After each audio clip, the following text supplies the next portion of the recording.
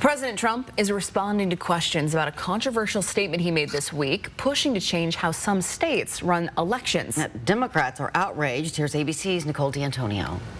For the second day in a row, President Trump stirring controversy in Washington, suggesting Republicans should nationalize elections as he continues to make false claims about widespread voter fraud. If they can't count the votes legally and honestly, then somebody else should take over. Trump first raising the idea Monday, saying this. The Republicans should say, we want to take over. We should take over the voting in at least 15 places.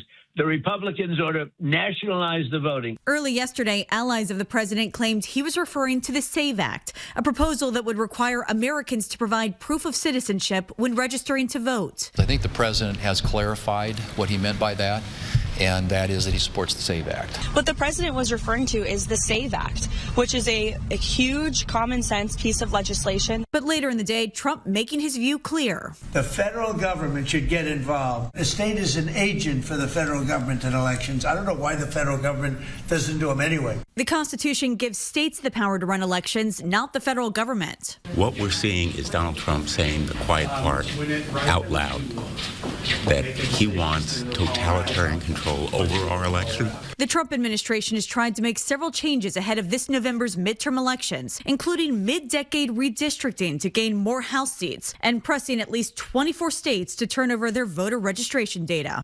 Nicole D'Antonio, ABC News, Washington.